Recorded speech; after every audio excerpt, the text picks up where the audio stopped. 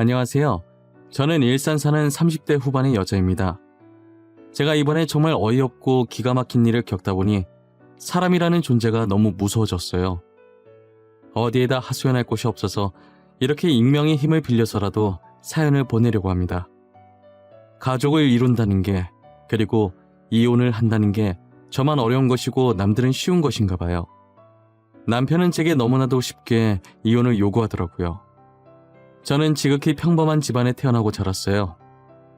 그렇게 부유한 편은 아니지만 부족함 없이 하고 싶은 것 하고 살았죠. 아버지와 어머니는 젊었을 때부터 대기업에 다니시면서 돈을 열심히 모아놓으셨어요. 모아둔 돈이 좀 있어서 그런지 두 분 다 노후 걱정은 없으셨어요. 그래서 지금은 어머니께서 일을 그만두시고 집에서 살림을 하고 계시고요. 저는 같은 회사에 다니던 저희 집안과 비슷한 집안인 남편을 만나 결혼을 했습니다. 저희가 결혼한 지는 오래되었는데 현재 아이는 없는 상태예요. 노력은 많이 했었지만 애가 생각보다 쉽게 들어서지 않더라고요. 그렇다고 해서 애 못 가진다고 시어머니께서 구박하진 않으셨어요. 시어머니께서도 저처럼 임신이 잘 안 돼서 힘들게 저희 남편을 낳으셨었거든요. 그 마음 누구보다 이해한다면서 너무 조급해하지 말라고 오히려 저를 위로해 주시더라고요. 남편도 제게 조급해할수록 마음만 급해져서 애가 더 안 생길 수도 있다면서 아무 생각 없이 언젠간 오겠지 하는 심정으로 기다려보자고 하더라고요. 저는 정말 이런 시댁 찾기 힘들다며 결혼하길 잘했다고 생각했어요. 하지만 저희 아버지가 사업을 시작하시면서 이런 행복도 길게 가진 못했어요. 아버지께서는 다니던 회사에서 계속 근무하시다가 최근에 그만두고 모아둔 돈 일부를 가지고 사업을 시작하셨어요. 아버지는 손수 직접 팔찌를 디자인하고 만들어서 파셨어요. 처음엔 누구나 그렇듯 매출이 저조했는데 유명 인플루언서가 아버지께서 만든 제품을 착용하고 후기글을 올린 이후에 그의 팬들에 의해서 입소문이 타서 대박이 난 거예요. 갑자기 늘어나는 주문량에 꿈인지 생시인지 도저히 정신을 못 차리겠다고 하시더라고요.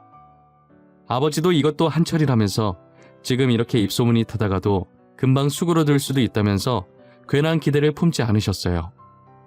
하지만 아버지가 예상했던 것과는 달리 아버지의 제품들이 꾸준히 사랑을 받고 있더라고요. 나이가 좀 있으신 아버지가 디자인해서 그런지 아무래도 유행에는 뒤처지지만 나름의 유니크한 매력이 있다면서 그게 이 팔찌의 큰 포인트라며 다들 좋아해 주셨어요. 아버지께서는 팔찌를 팔아버신 돈으로 도움이 필요한 사람들에게 기부도 많이 하셨어요. 미혼모를 위해 분유와 기저귀, 그리고 청각장애인들을 위한 보청기 등등 여러 방면으로 기부를 하셨어요. 매출이 더 안 올라도 괜찮으니 떨어지지만 말자는 아버지의 바람과는 달리 아버지의 팔찌를 착용했던 유명 인플루언서가 뒷광고 논란이 터진 거예요. 그러면서 아버지의 회사도 함께 논란에 휩싸이게 되었죠. 사실이 아닌데 마치 사실인 것 마냥 사람들이 글을 썼고 그 글이 빠르게 퍼지면서 기사까지 포털 사이트에 크게 걸리게 되었어요. 알고 보니 아버지의 회사는 그 인플루언서의 가족이 운영하는 건데 홍보해주려고 뒷광고를 했다는 둥, 인플루언서의 유명세만 믿고 그거 이용해서 노력 없이 사업에 성공하려고 했다는 둥, 애초에 별 볼 일 없는 팔찌 착용한 게 이상했다면서 역시 가족이었다며 증거 사진이랍시고 짜맞추게 한 사진들을 같이 올리기 시작하더라고요. 사진과 함께 글을 적으니 내용이 부풀려질 대로 부풀려져서는 정말 모르는 사람이 보면 사실이라고 믿을 정도더라고요. 아버지께서는 사실이 아니며 그 인플루언서랑은 아무 관계 아니라고 입장 표명했지만 이미 사람들은 처음 나갔던 기사만 보고 계속 아버지 회사를 불매하기 시작했어요. 결국 아버지 회사는 위태위태한 상태를 유지하고 있었죠. 저는 누명을 벗기 위해서 SNS를 활용해서 해명하기 시작했어요. 하지만 제가 해명을 해도 드리려고 하지 않고 안 좋은 댓글만 쌓이더라고요. 지금 이게 어디서부터 첫 단추를 잘못 깬 것인지 전혀 모르겠더라고요. 해명을 하면 할수록 사람들 사이에서는 저도 그 인플루언서의 친척이 되어 있었어요. 오히려 말하면 더 손해인 것 같아서 저도 손을 놓을 수밖에 없었어요. 엎친 데 덮친 격으로 아버지 일 때문에 안 그래도 스트레스 받는데 거기다 남편까지 더하더라고요. 결혼 후에 제가 다니던 회사를 그만두고 다른 회사로 이직을 해서 남편과 퇴근 시간이 달랐어요. 제가 조금 더 늦게 퇴근하는데 집에 들어가자마자 제 얼굴 앞에 종이 한 장을 들이밀더라고요. 다녀왔냐는 인사도 안 해? 이건 뭐야? 이게 무슨 종이인데? 이혼 합의서? 당신 지금 이게 뭐 하자는 거야? 갑자기 무슨 이혼? 거기에 당신 인적사항 작성하고 도장 찍어. 우리 이혼하자. 지금 장인어른 회사 위태위태하다며 더 늦기 전에 갈라서자. 그게 우리 이혼이랑 무슨 상관인데? 나 아무 잘못한 거 없는데 왜 이혼을 해야 하는데? 다짜고짜 도장 찍으라고 하지 말고 내가 납득할 수 있게 설명을 좀 해봐. 장인어른 회사 조만간 망할 것 같은데 망하면 우리한테도 피해 올 거 아니야. 그러니까 늦기 전에 이혼하자고. 뭐? 우리 아빠 사업이 위태위태하니까 이혼하자고? 그동안 아빠가 당신 부모한테 바친 돈이 얼만데 시아버님 사업 위태할 때마다 우리 아빠가 모아둔 돈으로 도와줬었어. 그런데 지금 당신이 나한테 뭐라고? 그건 고맙게 생각하고 있어. 하지만 우린 당신 가족이 빚더미에 쌓이게 되면 도와줄 돈이 없어. 그리고 잘못하면 우리한테까지 피해 올 수도 있고. 난 피해 입기 싫어. 그러니까 도장 찍어. 남편 입에서 나오는 말들은 하나같이 어처구니가 없었습니다. 이때까지 저희 아버지께서 시아버님 회사가 위태로워질 때마다 가족 좋은 게 뭐냐면서 좋은 마음으로 그동안 모아두셨던 돈을 선뜻 보태주시곤 하셨거든요. 그런데 남편은 도와준 은혜도 모르고 막상 저희 아버지 회사가 위태로워지니 자기는 돈 없어서 못 도와준다고 자기 집안까지 피해받기 전에 이혼을 하자는 거예요. 저는 제가 이제껏 이런 사람과 살았었나 싶고 처음으로 결혼한 게 후회가 되더라고요. 힘든 시기에 돌아서는 사람들과는 인연을 이어가지 말라더니 그게 저희 남편이었어요. 아버지 회사 때문에 제가 이혼당한 걸 알면 아버지께서 속상해하실 것 같은 생각에 눈물이 나더라고요. 그래서 저는 아버지 회사 곧 다시 일어설 거라고 남편을 설득해서 이혼만은 막아보려고 했는데 남편은 들은 척도 안 하고 날마다 이혼 합의서를 제 얼굴 앞에 들이밀었어요. 계속해서 이혼을 강요했지만 제가 이혼을 해주지 않자 점점 폭력적으로 변해가면서 이혼을 서두르는 남편을 보고 있으니 저는 이상한 느낌이 들기 시작하더라고요. 꼭 저와 이혼을 해야 하는 이유가 있는 것처럼 이혼을 서두르려고 하니까 정말 뒷구린내가 심하게 나는 거예요. 저는 제 촉을 믿는 편이라 남편 뒤를 몰래 따라가 보기로 했어요. 그런데 남편이 웬 모르는 여자랑 같이 있는 거예요. 팔짱까지 끼고 서로를 보며 웃고 있는데 누가 봐도 정말 다정해 보이는 커플 같았어요. 역시 이혼을 서두르는 데에는 다 이유가 있을 것 같더라니 저희 아버지 사업이 위태로워 보이니까 저랑 얼른 이혼하고 돈 많은 집안의 상간녀랑 결혼하려고 준비 중이었더라고요. 남편이 저를 버리고 혼자만 행복하려는 꼴이 정말 보기 싫었어요. 그래서 저는 상간녀와 같이 있는 모습을 사진으로 몰래 찍어놓기 시작했어요. 그날 남편이 잘 때 휴대폰을 확인했고 카톡을 보니 둘이서 아주 깨가 쏟아지더라고요. 상간녀와 남편이 주고받았던 사랑 가득한 카톡을 찍어서 몰래 저한테 보내놓았습니다. 그리고 상간녀의 전화번호도 제 폰에 저장시켜놨어요. 저는 상간녀에게 남편에 대해 할 말이 있으니 카페에서 잠깐 보자고 했어요. 저한테 희창 오빠에 대해 할 말이 있다고 하셨잖아요. 근데 저희 오빠와는 어떤 관계신가요? 아, 혹시 오빠 친척분이신가요? 저 김창희 씨 아내 되는 사람인데요. 그쪽이 지금 저희 남편이랑 만나고 계신 것 같던데 그 사람이 유부남인 건 알고 있었나요? 아니면 유부남인 줄 모르고 만나신 건가요? 네? 그게 무슨 소리세요? 오빠가 유부남이라니요? 거짓말 치지 마세요.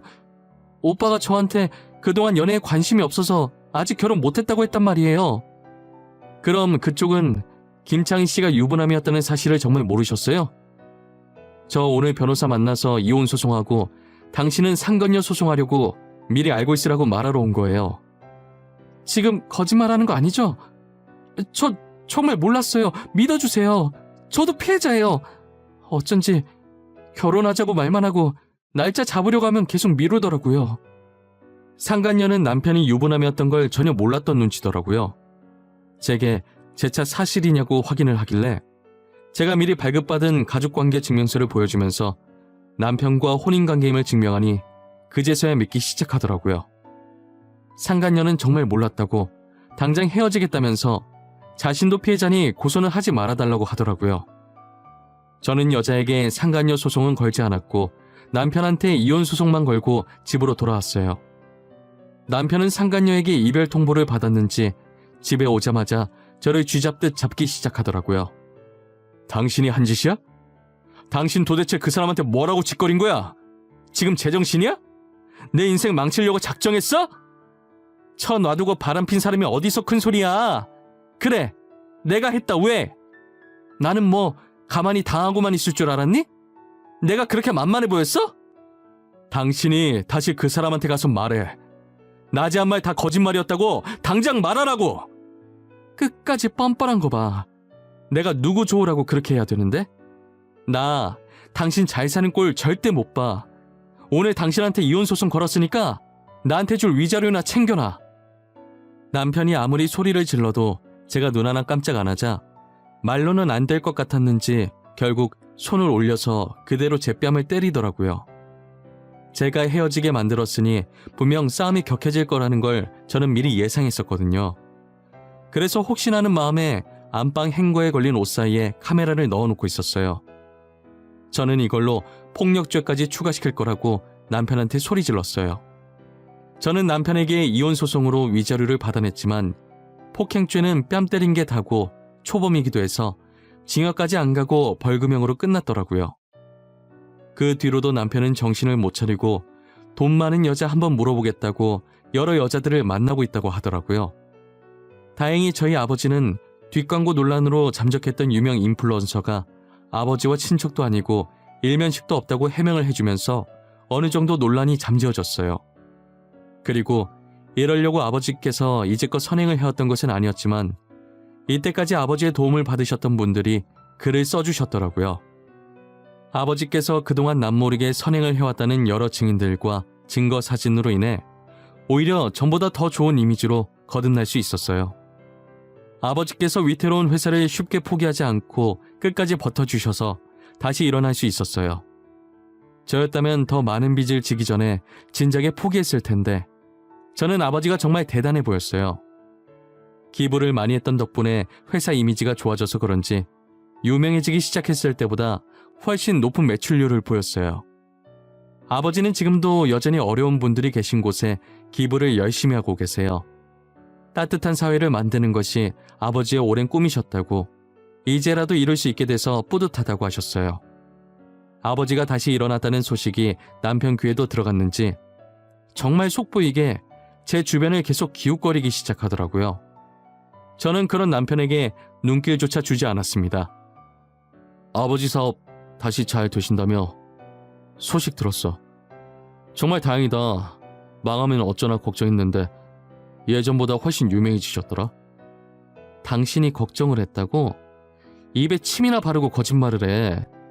이제라도 나 찾아오면 당신한테 콩고물이라도 떨어질 거라고 생각하는 거야?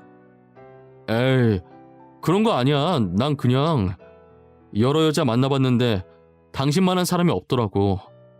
그래서 당신이랑 다시 잘해보려고 그러지. 누가 당신 받아준다고 했어? 진짜 웃긴다. 도대체 어디서 나오는 자신감이야? 당신만 잘해볼 마음 있으면 뭐해. 내가 당신 받아줄 마음이 없는데. 그래도 우리 한때 사랑했잖아. 같이 살 맞대며 살아온 정이 있는데 너무 차갑게 그러지 마. 당신 원래 따뜻한 사람이었잖아. 나 따뜻한 사람이야. 당신만 빼고. 나를 이렇게 만든 사람이 누군데 그래? 집 가야 되니까 방해하지 말고 저리 꺼져. 다신 내 회사 앞에 기웃거리지 마. 신고할 거니까. 제가 경찰에 신고할 거라고 하니 무서웠는지 그 뒤로는 안 나타나더라고요. 도대체 누구 좋으려고 제가 재결합을 하나요? 저는 또다시 지옥 속으로 들어가기 싫었어요. 얼마 뒤 남편이 다니던 회사를 그만두고 사업한다는 소식을 들었어요. 저는 개업 축하한다는 문구를 새긴 근조 화환을 남편 회사로 보내줬어요. 그리고 화환과 함께 홍보 열심히 해주겠다고 포털 사이트 확인해보라는 편지도 하나 남겼죠. 저는 포털 사이트에 남편이 제게 했던 짓들을 영상과 함께 글을 써서 올렸어요. 그리고 많은 사람들이 볼 수 있게 배너 광고도 해줬답니다. 제가 열렬히 홍보해준 덕분에 남편 회사는 아주 유명해졌더라고요. 비록 불륜남, 폭행남, 갖가지 안 좋은 수식어의 별명들이 함께 붙게 되었지만요. 결국 남편은 사업을 제대로 시작해보지도 못하고 망하게 되었어요. 저한테 돈이라도 뜯어야겠는지 사실 적시 명예훼손을 걸었더라고요. 저럴 거라는 걸 어느 정도 예상은 했지만 진짜 끝까지 구질구질해 보였어요. 남편은 제게 합의금만 준다면 고소 취할 생각이 있다고 하더라고요. 당신 미쳤어? 사람을 이렇게 전 국민한테 망신 주니까 이제 속이 후련해? 이미 지난 일인데 꼭 그렇게까지 해야 했어? 응, 그렇게까지 해야겠더라고. 사실 아직 속이 완전히 후련하진 못해. 난 앞으로도 당신이 행복해지려고 하면 다 망쳐놓을 예정이야. 뭐? 앞으로도 계속 이러겠다고? 도대체 이렇게 해서 네가 얻는 건 뭔데? 너 그거 돈 낭비, 시간 낭비야. 알아? 내가 얻는 거? 통쾌함? 짜릿함? 그냥 내 기분이 좋아. 그리고 내 돈, 내 시간, 내가 낭비하겠다는데 당신이 그걸 왜 신경 써? 너 이거 사실적시 명예훼손으로 고소감인 거 몰라? 나 너 명예훼손으로 고소했어. 이 정도 각오는 하고 그런지 버린 거겠지? 당연히 예상은 했어. 쪽팔린 줄도 모르고 진짜 고소할 줄은 몰랐네. 허위 사실도 아니고 사실적시라니. 진짜 너무 모양 빠지지 않아? 이미 망한 거 내가 지금 자존심 지킬 입장이 아니라서 말이야. 당신이 나한테 합의금만 준다면 고소 취할 생각 있어. 그래, 당신이 지금 자존심 세울 때가 아니지. 한 푼이라도 더 필요한 상황인데 말이야. 안 그래? 합의금 줄게. 얼마 주면 되는데? 원하는 액수 한번 불러봐. 4천만 주면 내가 뒤끝 없이 깔끔하게 당신 고소했던 거 취하해줄게. 어때? 4천 괜찮겠어? 남편은 제가 생각했던 것보다 액수를 적게 부르더라고요. 바로 입금해주겠다고 했고 저는 그 자리에서 합의금을 주고 남편은 고소를 취하했어요. 저는 제발 다시는 내 눈앞에 보이지 말라고 하고 먼저 자리를 떴습니다. 그리고 남편 회사가 망하고 얼마 지나지 않아 시아버님 회사도 망했더라고요. 남편이 회장의 아들이라는 게 소문이 나서 사람들이 불매를 했다고 하더라고요. 남편네가 점점 망해가는 걸 보는데 얼마나 속이 시원한지 몰라요. 이렇게 못된 마음 먹으면 다 저한테 돌아온다는 걸 알지만 그래도 남편네가 망한 건 저 때문이 아니라 다 남편의 업보라고 생각해요. 이제 와서 드는 생각이지만 저와 남편 사이에 애가 안 생겼던 건 이런 일이 생길 줄 알고 미리 조상님께서 막아주신 것만 같았어요. 저희한테 아이라도 있었으면 아이 핑계를 얼마나 댔을까요? 상상만 해도 치가 떨리고 온몸에 소름이 끼쳐요. 여러분들은 주변에 있는 누군가에게 혹시나 힘든 일이 생긴다면 못 본 척 외면하려고 하지 마시고 도움의 손을 한번 뻗어보세요. 그게 다 여러분들의 업으로 돌아갈 거예요. 오늘 날씨가 많이 춥다고 해요. 따뜻하게 입으시고 이 시국 조심하시길 바랄게요. 힘든 시기인 만큼 저희 다 같이 이겨내 보도록 해요. 지금까지 제 사연 들어주셔서 감사합니다.